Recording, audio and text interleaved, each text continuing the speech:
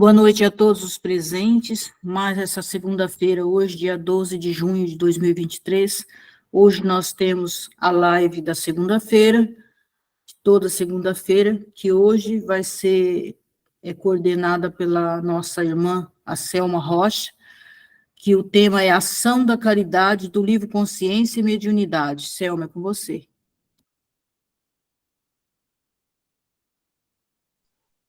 Boa noite, meus irmãos. Eu estou lendo esse livro e eu estou gostando muito da forma como ele está descrito, né? Então, nesse momento, nós vamos elevar nossos pensamentos ao Mestre Jesus, à espiritualidade amiga da Casa Ramatiz, à falange dos evangelizadores, né, que coordena esse grupo de estudo, esse trabalho maravilhoso de ensinamento e aprendizagem para todos nós. Que essa espiritualidade possa nos envolver, abrir a nossa compreensão, o nosso intelecto, nossos corações, para que nós possamos absorver os ensinamentos dessa noite e colocá-los em nossa vida, colocá-los em nosso interior.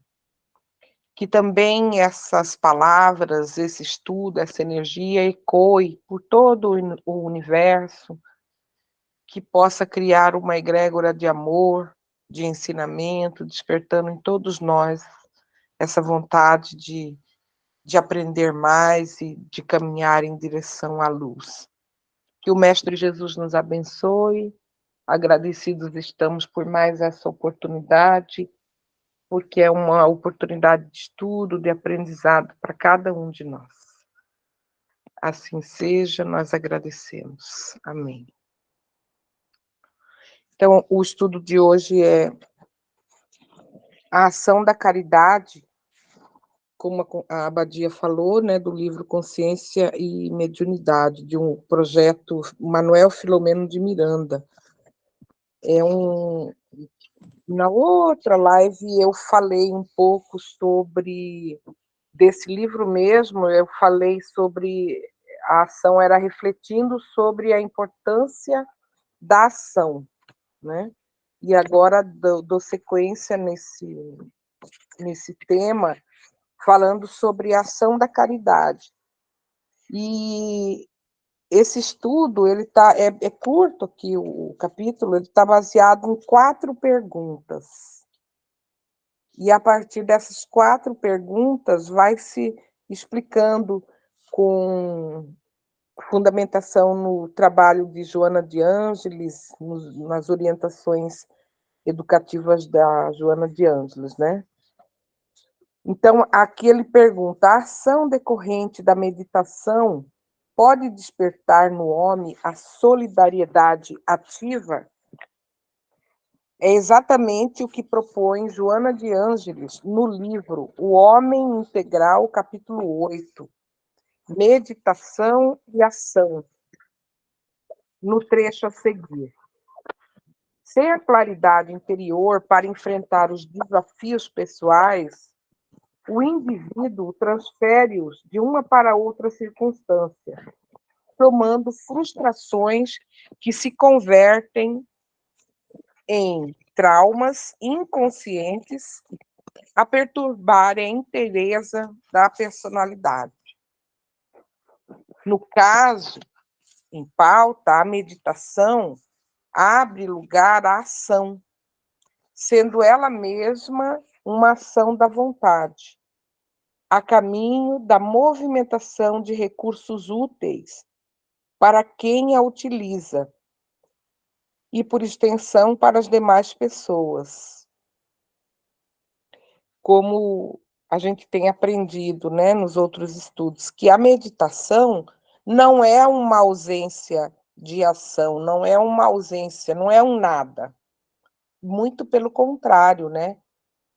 Conseguir estar, né, alcançar esse estado de meditação, ou o melhor estado de meditação, é justamente deixar a vontade de Deus fluir, né, e nos tocar.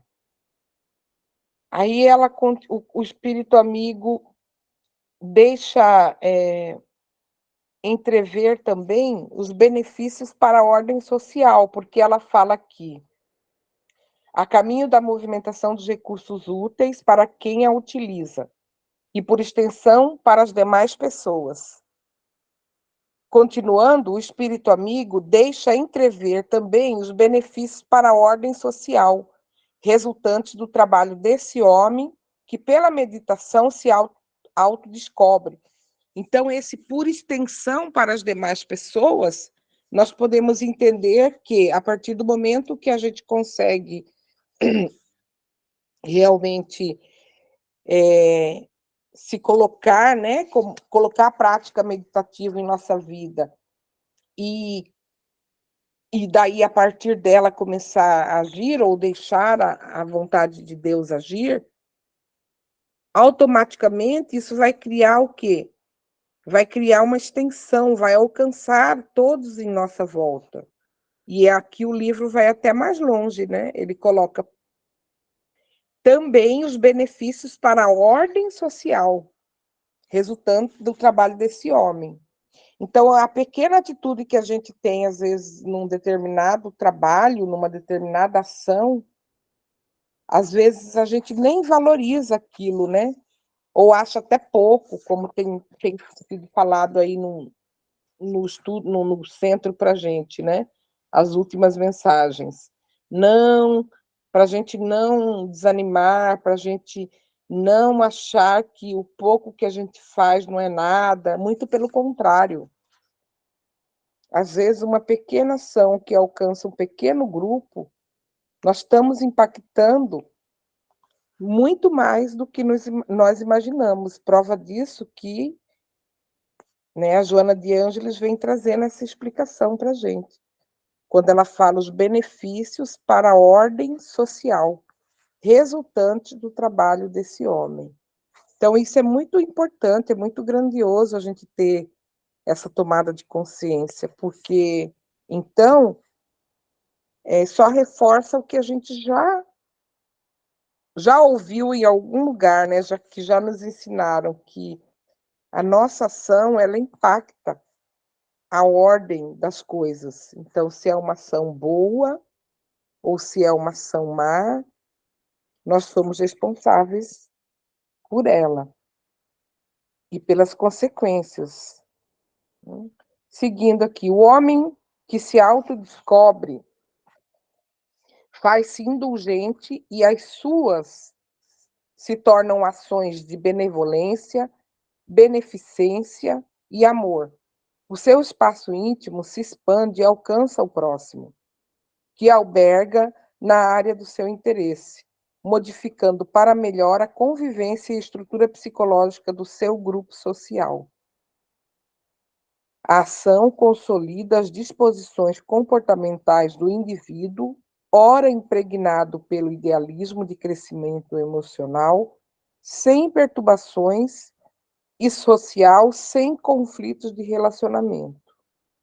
Em razão da sua identidade transparente, passa a compreender os dilemas e as dificuldades dos outros, cooperando a benefício geral, fazendo-se mola propulsora do progresso comum. Propõe ainda a benfeitora espiritual uma definição para o termo ação. A ação é o coroamento das disposições íntimas, a materialização do pensamento nas expressões da forma. Aquela que resulta da meditação é proba e tem como objetivos imediatos a transformação do ambiente e do homem, ensejando-lhes recursos que facultam a evolução e a paz.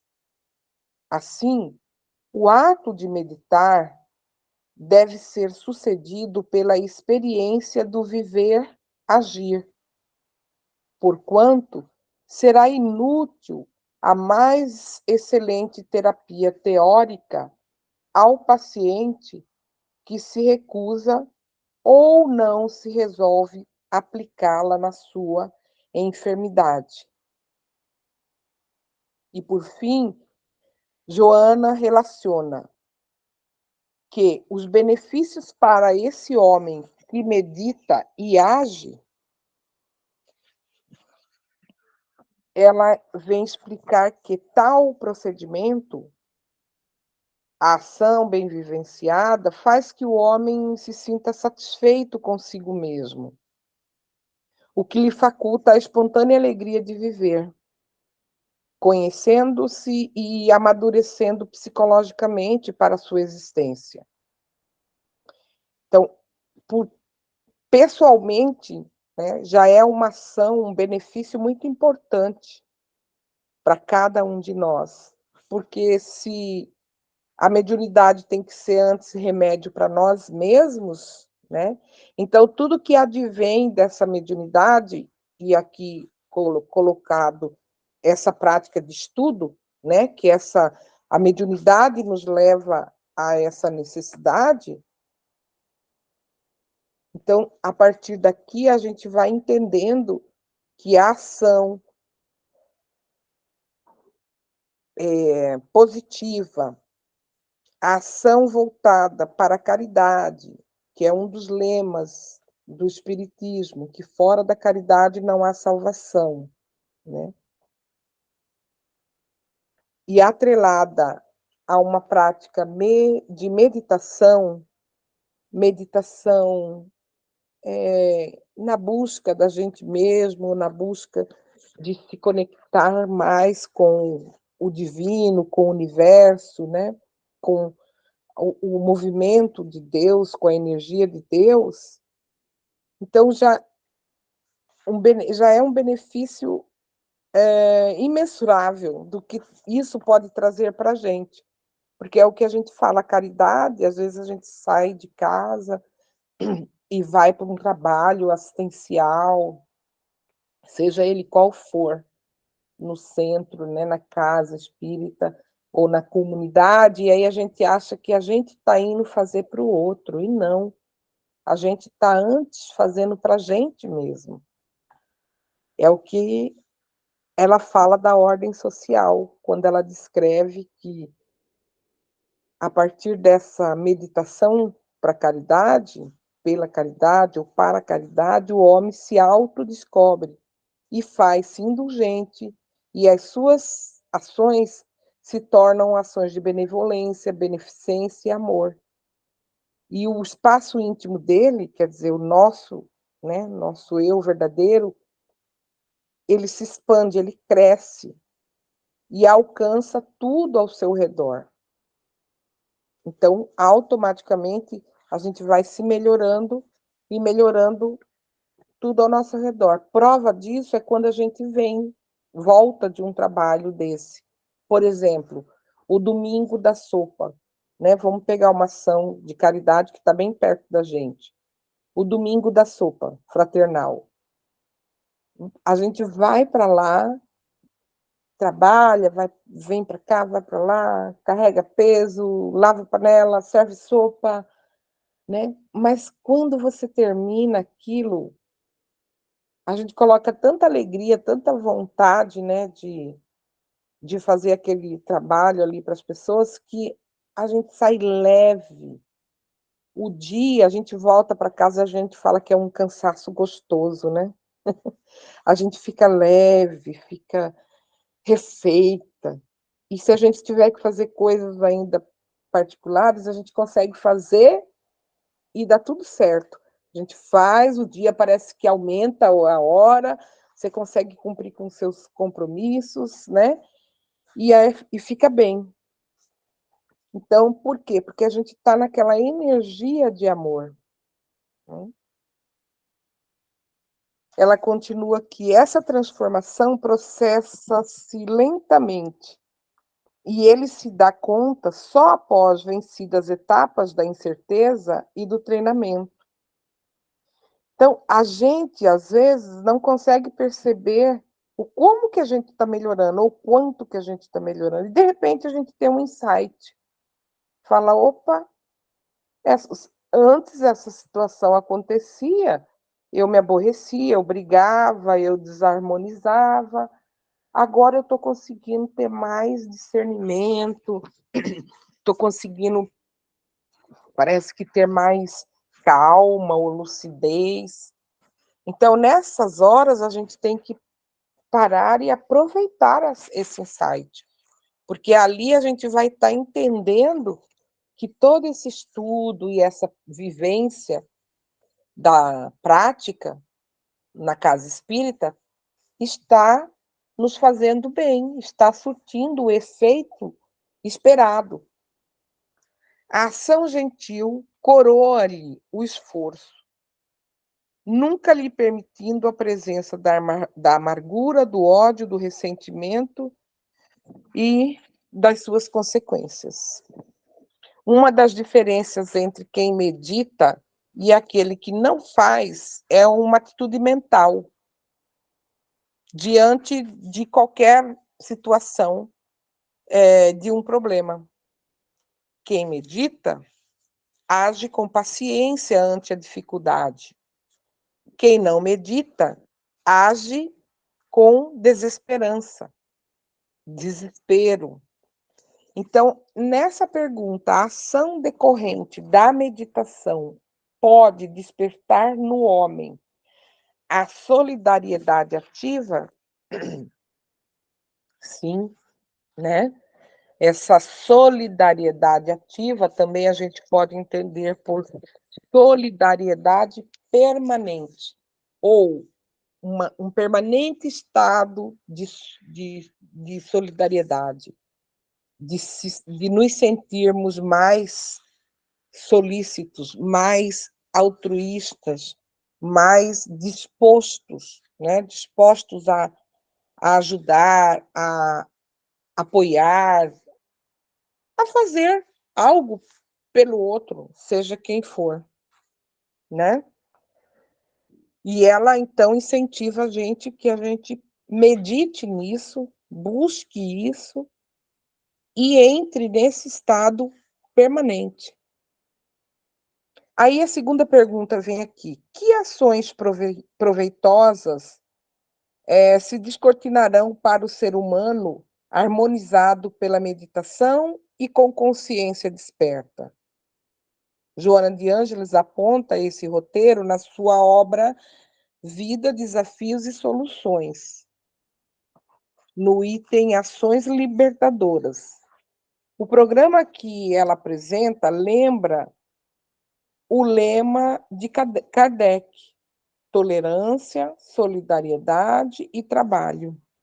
Então, fala que se aproxima muito desses princípios, né, desses norteadores que Kardec coloca para a gente.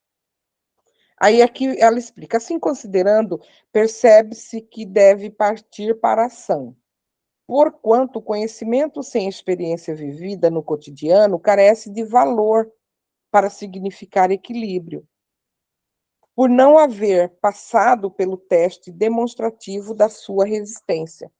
Né? É o que o Adão sempre chama a atenção da gente. O estudo, o estudar, se aprimorar é importante, muito. Mas o estudar sem ação, né? O aprender sem ação, sem colocar em prática,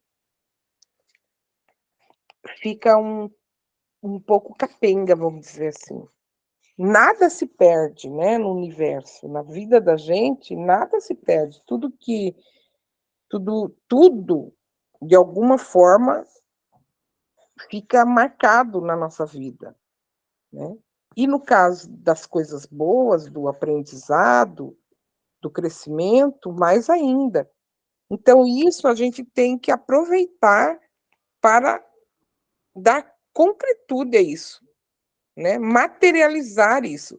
Se lá atrás ela explicou que a ação, conceito de ação, é o coroamento das disposições íntimas, é a materialização do pensamento nas expressões da forma, então aqui, nessa segunda pergunta, ela vem ratificar isso, quando ela diz para a gente que o conhecimento sem experiência vivida no cotidiano carece de valor para significar equilíbrio, por não haver passado pelo teste demonstrativo da resistência. Então, a gente precisa colocar esse conhecimento que a gente tem aurido, né, que tem conquistado, a gente tem que colocar em prática, a gente tem que procurar colocar em prática a serviço de nós mesmos e dos outros, né, dos nossos irmãos. Vamos dizer assim, a gente tem que sair na chuva, né, para se molhar. Quem não quer se molhar, né, não sai na chuva, mas também não vai aproveitar a delícia que é do banho da chuva. Então, o Espiritismo não quer isso. O Espiritismo nos ensina que nós viemos aqui para viver intensamente, sempre buscando melhorar. Portanto, as ações são o reflexo da fixação das conquistas psicológicas e intelectuais, tornando-se realidade na pauta do comportamento humano e no interrelacionamento pessoal. Então, começam como tolerância para com aqueles que se encontram nos patamares inferiores do processo de crescimento moral, ensejando-lhes aberturas fraternais para sua realização, ao mesmo tempo auxiliando de forma direta na conquista do necessário ao seu crescimento interior e exterior. Então, ela vai dando esse roteiro. A tolerância real é a conquista valiosa que se transforma em degrau de progresso, porque faculta novas expressões de solidariedade, destacando-se o perdão irrestrito a todo mal que se haja feito, como esquecimento real da ofensa. Aí ela segue. Superar esse desafio significa um passo avançado no processo iluminativo pessoal, que abre campo para as ações da caridade fraternal, do auxílio aos mais necessitados, da presença onde se tornem indispensáveis o apoio e a ajuda dignificadora. Finaliza com os benefícios e consequências positivas para o homem, para o próprio homem e para a vida, advindo de tais atitudes positivas. A ação é a palavra de ordem em todo o universo. O movimento constitui mecanismo que impulsiona a vida em todos os sentidos. O ser humano somente se identifica com a sua realidade quando ele age, quando ele se torna útil, quando ele consegue se desprender dos bens materiais e das paixões pessoais primitivas. Isso é muito forte, você vê que essa passagem, essa ideia, ela se repete em vários estudos que a gente faz, né, de outras formas faladas, escritas, mas o sentido é o mesmo, né, que o mundo material é o mundo da ilusão. Mas não é a ilusão, essa ilusão pejorativa que a gente fala, isso é uma ilusão, isso é passageiro. Não, a gente está falando de projeção de imagem, né? de projeção de espaço e tempo, de realidade, né? Então, a gente está aqui, a gente nesse momento está aqui, né? Mas também nós estamos ligados nessa eternidade da nossa vida. Não sei se eu me fiz entender, mas é assim que eu entendo, né? Assim realizado, esse ser autodesperto já não pode adiar a sua contribuição em favor do meio social onde vive, passando a agir de maneira infatigável. E isso tem acontecido com muitos de nós, né? Essa necessidade, essa força dentro da gente, essa ideia de que a gente tem que ir fazer alguma coisa, né? Preciso fazer alguma coisa, eu não sei o que. As pessoas chegam, a gente chega e a gente vai se enganjando e a gente tem que fazer alguma coisa e quer fazer. Então, por quê? Porque, de alguma forma, e pela misericórdia divina, a gente já está conseguindo entender e conectar a essas ideias da nossa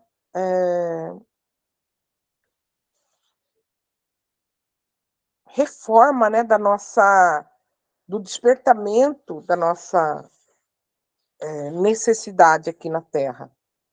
Né? Nós não viemos aqui só a passeio, né, brincar só de viver. Não, a gente veio para contribuir em favor da melhoria deste planeta. E aí vai chegando em determinado momento da vida que a gente vai sentindo, parece uma força interior, uma voz interior chamando a gente para fazer algo. Né?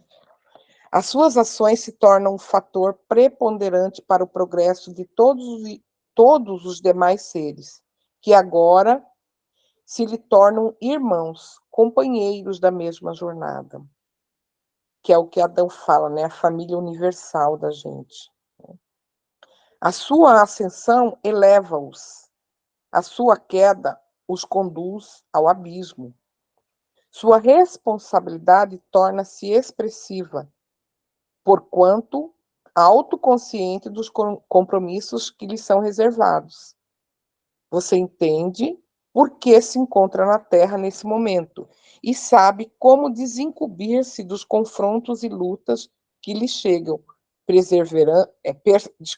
perseverando os valores morais e humanos que lhe são próprios. Tais conflitos que, porventura, lhe surjam, agora não constituem mais razão de desequilíbrio ou de perturbação. Quer dizer, o auto-perdão, né? E o auto-amor. A gente vai começando a entender isso e vai ficando mais fácil para a gente mesmo, né? Mais oportunidade de ampliar-se a capacidade de entender e de solucionar, de crescer infinitamente, porque o seu futuro é a conquista do si plenamente, superando todos os obstáculos decorrentes das encarnações passadas, com vistas nas propostas desafiadoras para o futuro. Então, é tão bom, né, quando a gente começa a entender isso, entender que a gente está a caminho, que a gente está tendo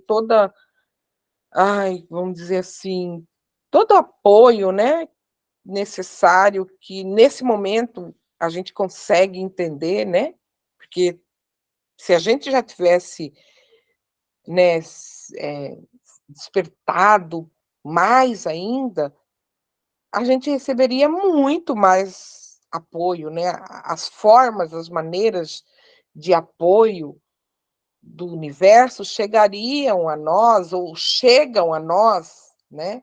De uma forma grandiosa, mas a nossa capacidade ainda de se conectar e perceber é dentro desse limite que nós estamos agora, cada um, né, de nós. Uns estão mais despertos, outros estão caminhando, né? Aí nós entramos na terceira pergunta. Pode-se correlacionar o conceito de saúde integral, tanto do indivíduo quanto da coletividade, como prática da caridade? A benfeitora Joana de Ângeles, evocando Jesus e Allan Kardec, propõe no capítulo 8 da sua obra Plenitude. Jesus sintetizou no amor a força poderosa para a anulação das causas infelizes do sofrimento e para a sua compensação para o bem. Allan Kardec, através da observância das lições do Evangelho e das diretrizes propostas pelos espíritos superiores, aludindo a Jesus, apresentou a caridade como sendo a via real para a salvação e para a aquisição da saúde integral.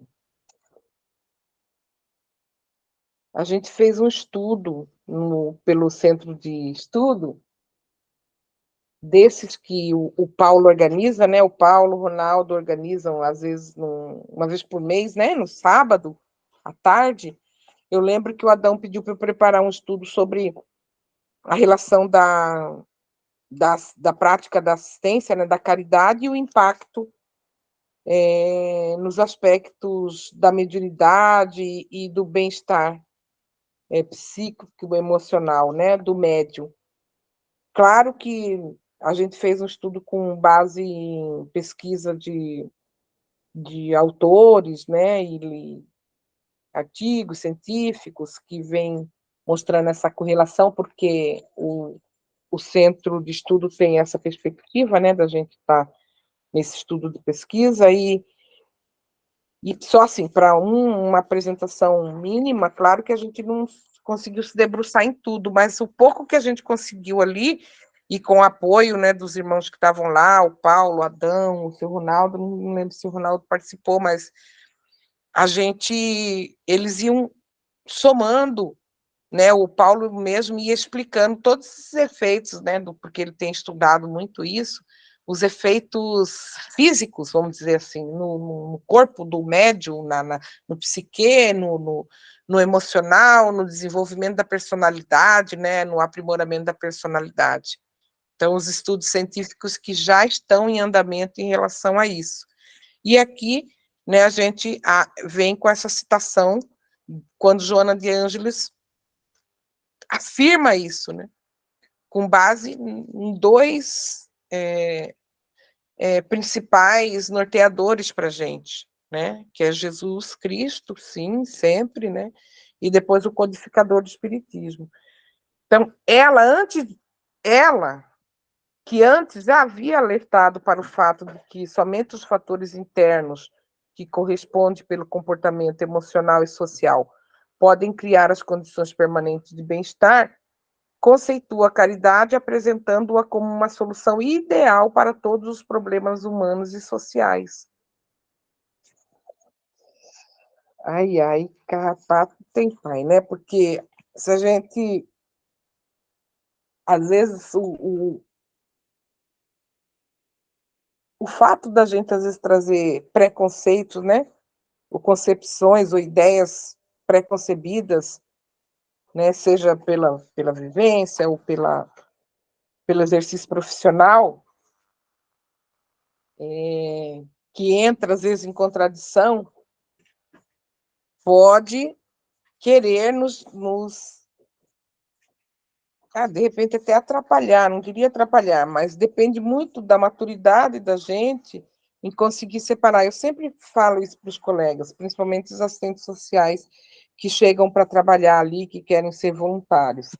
Eu sempre falo para eles, desmonta tudo que você ouviu falar sobre assistencialismo e caridade, tira esses preconceitos, né, essas ideias preconcebidas, para você poder mergulhar nos princípios do Espiritismo, e daí sim você entender, porque se não a gente não faz esse mergulho, a gente começa a viver o conflito diariamente ali entre a prática e a teoria, né? Mas eu penso assim, se esse remédio aqui está sendo tão bom, que eu estou vendo minha melhoria, então eu vou seguir esse caminho. Assim que eu fiz para mim, né? Aí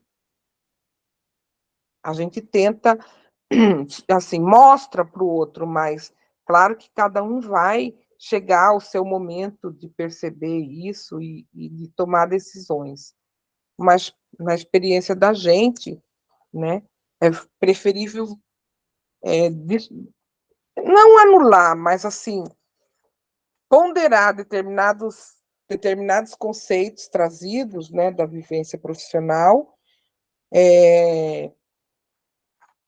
e aplicar indiscutivelmente os princípios que a doutrina nos ensina, porque nós temos visto na prática, na experiência pessoal de vida, que isso tem nos auxiliado na melhoria, né, da nossa vida. Então, não me cabe mais essa dúvida.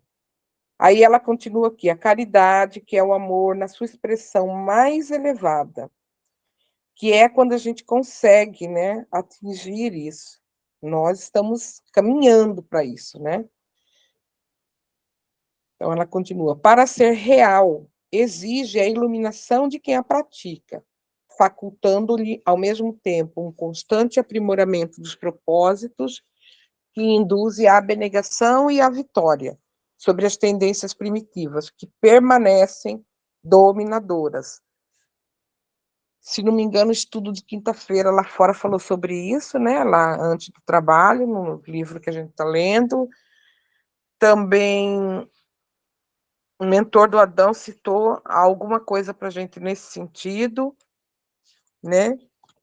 Que a gente precisa realmente buscar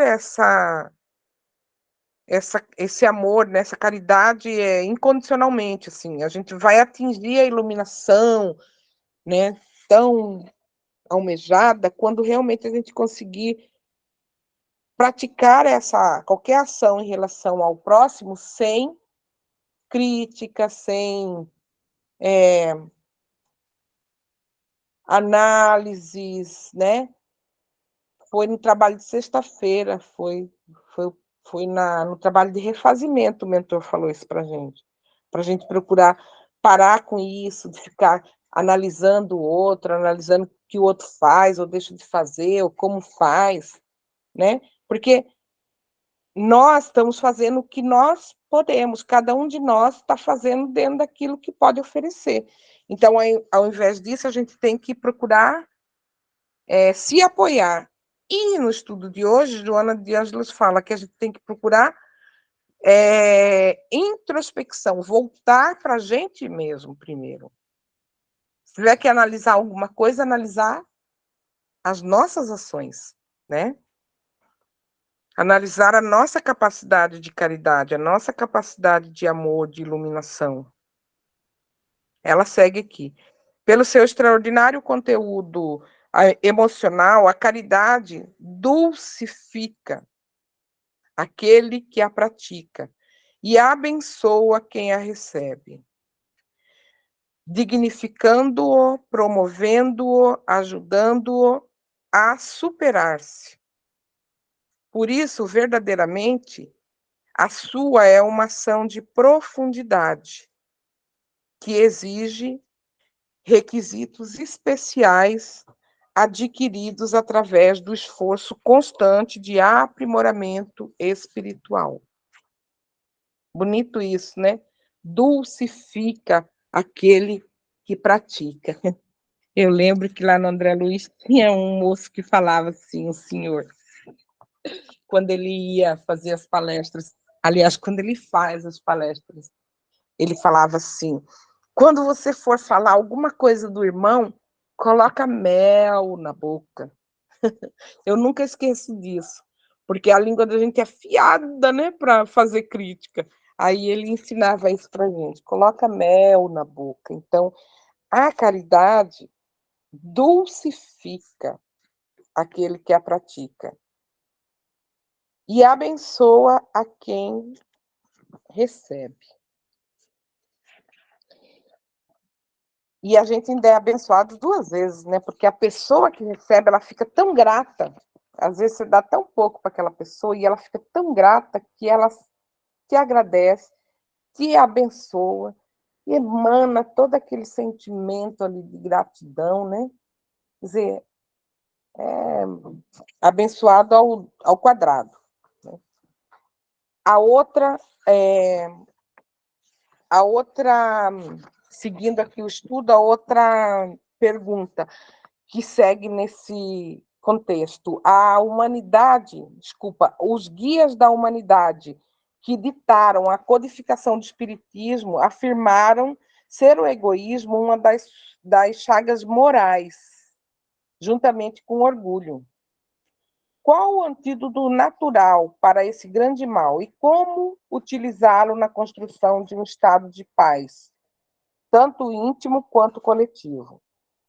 Joana de Ângeles, na sua obra comemorativa dos 2000 anos da passagem do Messias Nazareno pela Terra, denominada Jesus, o Evangelho, à luz da psicologia profunda, responde com ênfase: a terapia eficiente para o terrível flagelo é o altruísmo por desenvolver os sentimentos superiores que defluem da razão e do discernimento interior de cada um no rumo do infinito. A terapia é eficiente para tão terrível flagelo, o egoísmo, né? É o altruísmo, por desenvolver os sentimentos superiores que defluem da razão e do discernimento interior de cada um no rumo do infinito. Então, ela coloca como antídoto, né? É desenvolver a capacidade de sermos altruístas. E acrescenta: uma atitude de firmeza ante os objetivos morais a serem conquistados deve caracterizar todo aquele que pretende evoluir, libertando-se desse inclemente algoz que permanece devorando ideais e submetendo as massas ao seu talante infeliz. Então, o egoísmo, né, que ela cita aqui. E, portanto, a caridade representa o altruísmo concretizado em feitos. A nobre entidade ainda afirma que, enquanto o egoísmo conspira contra a caridade, esta é-lhe a terapia eficiente, única, de que se dispõe a vida para desenvolver os ensinamentos da fraternidade e a justiça entre os homens. Então, a pergunta é sobre se existe um antídoto natural. Aí Joana de Ângeles coloca o altruísmo e a caridade. Porque se o egoísmo conspira contra a caridade, esta, por sua vez, é a terapia eficiente, única, de que se dispõe a vida para desenvolver os sentimentos de fraternidade e a justiça entre os homens. Jesus é o exemplo máximo evocado por Joana, como espécime maior do que foi capaz de viver essa virtude excelente em sua plenitude, razão porque ela escreveu: toda a sua existência foi uma sintonia profunda de amor, que se alcandora aos extremos da caridade,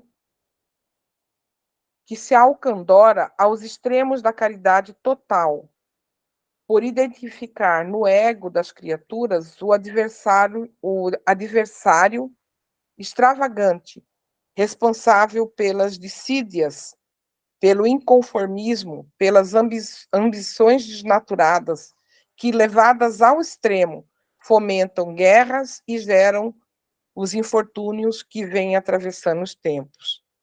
Então, ela coloca que Jesus foi é o máximo exemplo da capacidade de amar e de ter essa virtude, né? A caridade e o altruísmo. Materializada mesmo em atos, em ação, né?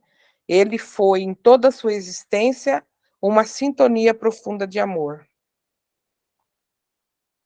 E conclui a orientação dizendo que, à medida que o ser humano adquira conhecimento e desenvolva o sentimento de dignidade, o egoísmo cederá espaço a uma nova mentalidade psicológica e comportamental, portadora de saúde, tanto quanto de enriquecimento emocional, para captar a felicidade a que todos aspiram. Nunca será demais esperar que esse sentimento de caridade tenha início no imo e se espraie, alterando a paisagem terrestre. Então, ela reforça de novo a ideia que tem que sair de dentro para fora. Se a gente quer modificar o exterior, a gente tem que modificar o nosso interior, e automaticamente isso será um movimento, né? Esse movimento de mudança ele vai acontecer naturalmente. Para fora, né, ele vai alcançar o exterior naturalmente, sem esperar que outrem o faça, o que pode representar um mecanismo egóico de transferência de oportunidade de realização. Quando o homem se impregna de sentimento de amor, naturalmente sintoniza com o psiquismo do homem Jesus, passando a receber-lhes a inspiração ao tempo em que flui emoções incomuns que se caracterizam pela alegria de viver e de agir. A caridade proporciona segurança social, respeito pela natureza em todas as suas expressões, motivação para uma vida engrandecida. Ela expressa como nenhuma outra proposta transformadora a lei de amor, que é a alma da vida. Então, nesse estudo de hoje, a gente percebe que, quando ela coloca a ação da caridade, acho que esse finalzinho aqui ela sintetiza bem, né? A caridade proporciona segurança social, respeito à natureza, em todas as suas expressões, motivações para uma vida engrandecida. Aí depois ela vai citar lá que relação podemos estabelecer entre a parábola do bom samaritano e a prática mediúnica de feição terapêutica realizada nos centros espíritas. Aí a Joana de Ângeles, considerando a parábola do bom samaritano, ela apresenta as seguintes correlações. O recinto das experiências medianímicas podem ser comparado à hospedagem acolhedora e gentil. O homem caído na orla do caminho pode ser considerado um espírito tombado nos próprios enganos. O médio doutrinador pode ser assemelhado, né, ao encarregado da estalagem.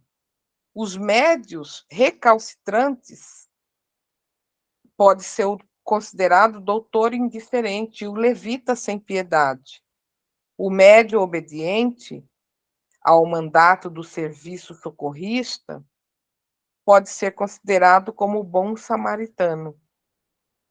E a via entre Jerusalém e Jericó pode ser a estrada dos deveres fraternos por onde todos nós transitamos. E ainda poderíamos considerar o bálsamo e o unguento dos postos nas feridas do assalto como sendo as orações do círculo de corações devotados à tarefa mediúnica. As moedas pagas ao hospedeiro podem ser consideradas renúncias e as dificuldades, as lutas e testemunhos solicitados aos membros das reuniões e ao doutor da lei. Zombeteiro e frio, representando como sendo os companheiros que, mesmo sendo conhecedores da vida imortal, para além túmulo, ainda seguem indiferentes, né? Então, ela faz essa correlação de uma maneira fantástica, para que a gente possa colocar isso em prática, né? Em reflexão e em prática. E depois ela ainda propõe algumas atitudes úteis ao trabalhador da mediunidade, para que possa ter um caminhar mais profícuo, né? Se abrasado pela mensagem espírita, militas na mediunidade, em qualquer de suas múltiplas manifestações. Ou fazes parte de algum círculo de socorro espiritual. Unge-te de bondade e dá a tua cota de esforço aos falidos na via da imortalidade.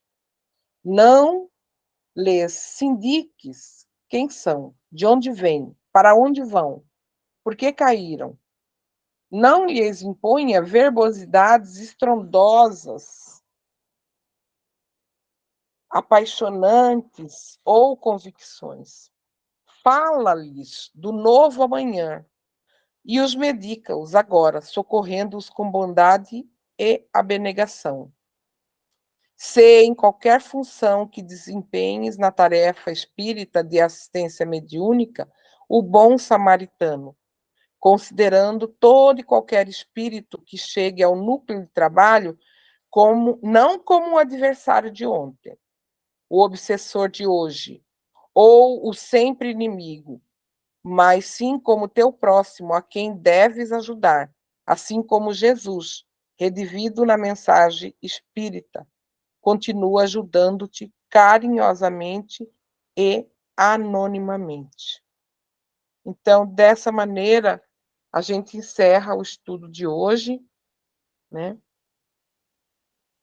E abrimos aqui para qualquer irmão que queira também fazer as suas considerações, complementar as percepções que tivemos, né, as reflexões, colaborando com o aprendizado de hoje. Selma, obrigado pelas reflexões do estudo de hoje, foram muito pertinentes.